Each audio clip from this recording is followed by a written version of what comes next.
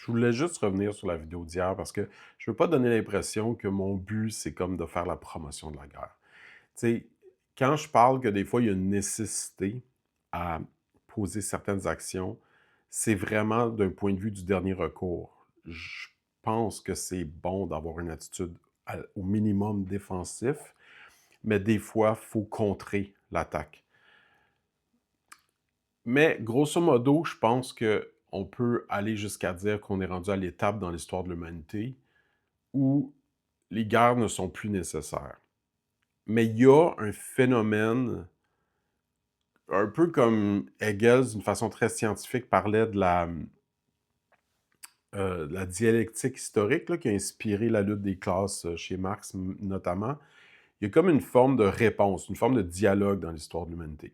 Et donc, c'est normal que si on arrive à l'ère de la fin des guerres, il y ait une espèce de guerre. Il y a, dans la Première et dans la Deuxième Guerre mondiale, il y avait cette idée de la guerre pour finir toutes les guerres. Mais jamais 203. Hein. Donc, cette guerre-ci, qui, on pourrait même dire, est déjà en cours, parce que c'est clairement des attaques qui se font par la Russie, notamment sur nos systèmes informatiques, mais envers l'Ukraine plus concrètement, etc. Donc, il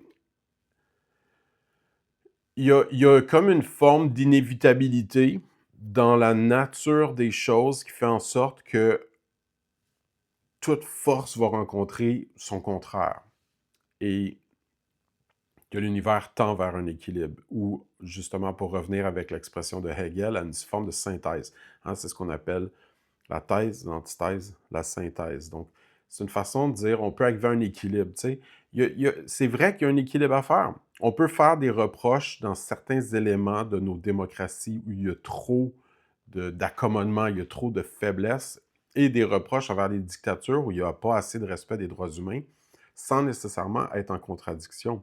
Pareil comme je peux faire une vidéo hier où je montre un petit peu plus les dents en disant qu'il faut être fort puis avoir la colonne forte devant ce qu'on voit comme corruption, puis danger, puis guerre, puis tout ça, tout en étant capable aujourd'hui de modérer ça en disant oui, mais il ne faut pas oublier que le but, c'est la paix. Il n'y a pas de contradiction.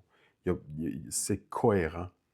C'est juste que naturellement, la vie tend vers justement le principe de la thèse, synthèse, thèse, antithèse, synthèse, c'est-à-dire une forme d'équilibre, tu sais, blanc, noir, gris, mets-le comme tu veux, mais c'est juste que naturellement, la vie fait ça.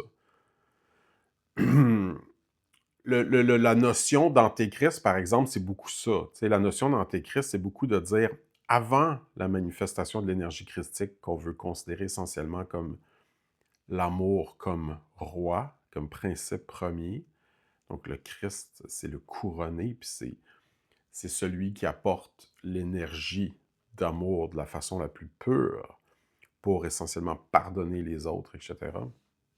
Je ne suis pas nécessairement dans le christianisme en disant ça, là, je suis plus comme dans l'étymologie, puis dans comment dire, dans l'origine des choses dans l'univers. Tu sais. Donc, le principe premier de l'amour dans notre création, qui n'est pas nécessairement le seul unique principe premier, là, je ne veux pas faire de la métaphysique, mais qui est un des principes de base qui s'exprime dans la manifestation de la vie, dans sa préservation, dans la guérison.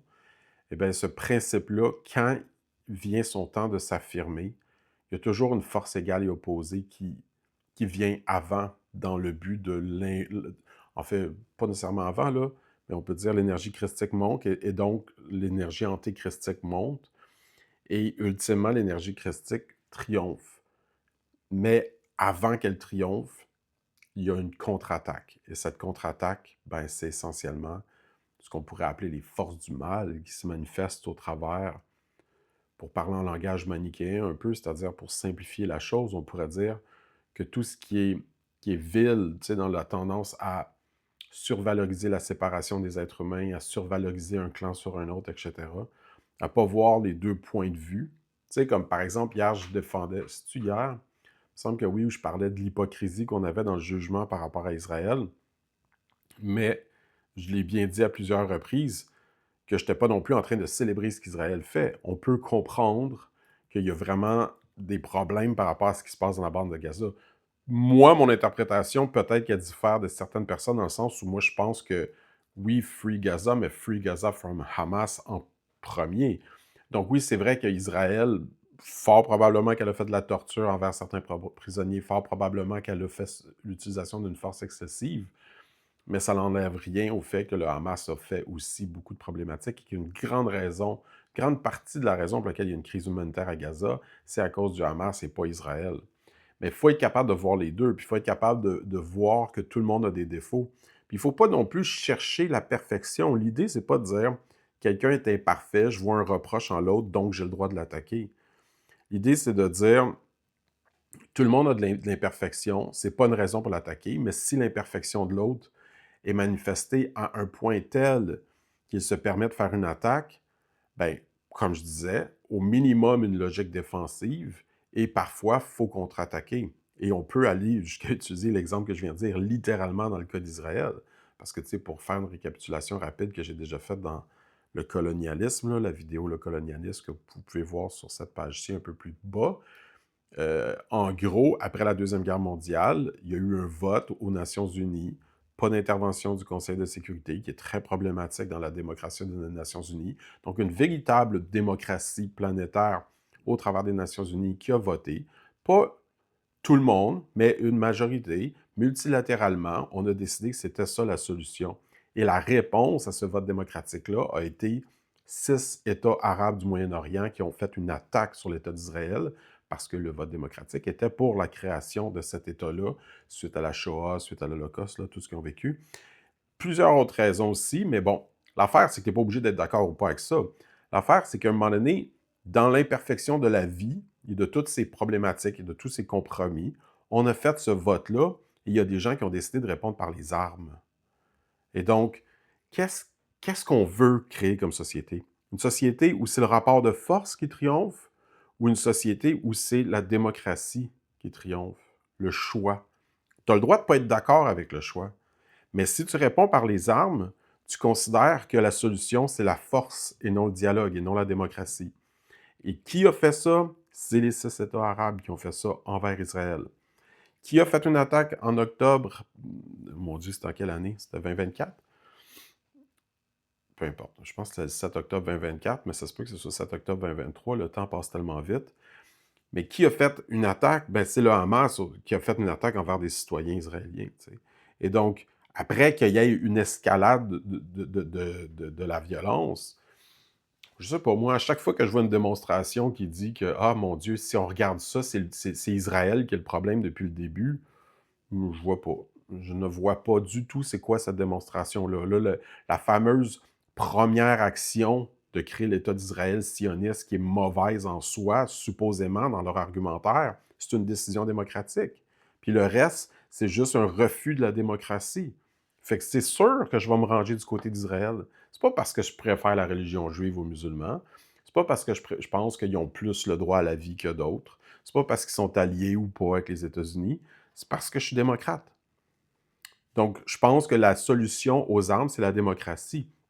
Et quand je dis que je pense qu'on est rendu à une époque dans l'histoire de l'humanité où on peut parler de la fin de la guerre, c'est parce que je pense qu'on est rendu à une histoire de l'époque de l'humanité où on peut mettre comme principe évident qu'on devrait choisir en tant que planète en votant. On peut négocier avant, il peut y avoir des compromis, il peut y avoir des amendements, il peut y avoir un deuxième vote qui change un vote, il peut y avoir plein de processus démocratiques en cause. Mais aussi imparfait soit-il, je ne peux pas croire que la solution des armes est meilleure. C'est comme tellement évident que je ne sais même pas quoi dire de plus que ça.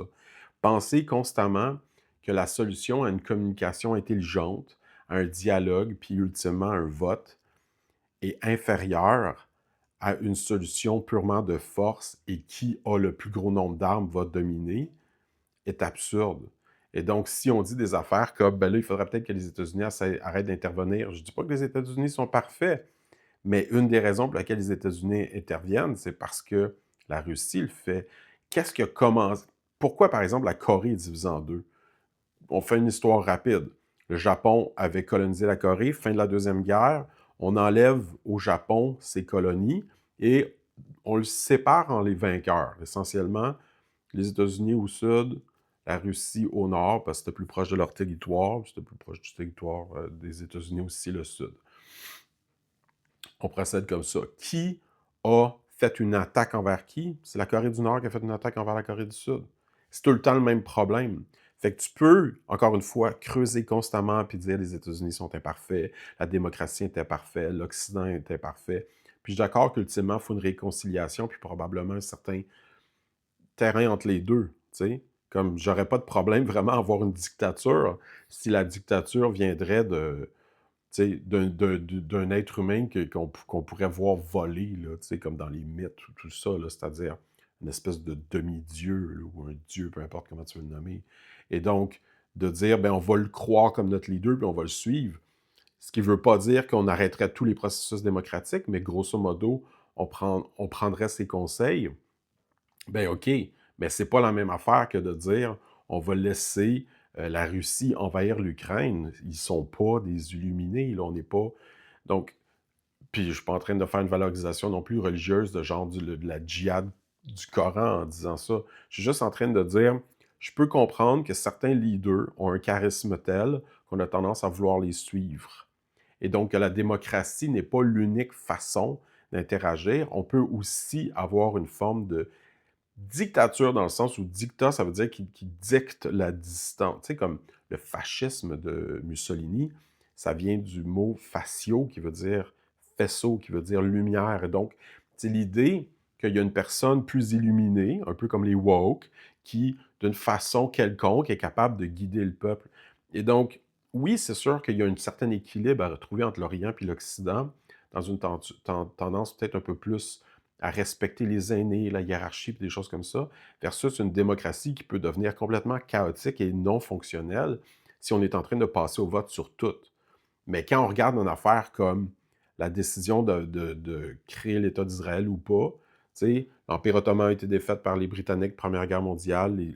Les Britanniques ont donné à l'ONU la terre de Jérusalem en disant, ben, on va le soumettre au vote, puis on va décider qu'est-ce qu'on en fait maintenant que l'Empire ottoman a été défait. Puis la décision, ça a été de dire, ben, cette partie-là, on va la donner au peuple juif pour essayer de créer une paix. Et la réponse, c'est tout de suite l'attaque. Tu sais, anyway. Fait que bref, je voulais juste dire aujourd'hui que je suis pas en train de dire faut faire la guerre. Je suis juste en train de dire faut se défendre. Et donc, la défense, c'est la base. Tu sais, c'est la base du militaire. C'est une attitude défensive. Et tant qu'on n'a pas ce minimum-là, ben, on a justement toutes les dérives qui viennent avec une démocratie chaotique où finalement on est juste dans des accommodements puis on est incapable d'avoir une espèce de structure de commande qui fait en sorte que on va laisser essentiellement le barbare nous dominer, nous envahir et complètement perdre la démocratie. C'est pas mieux.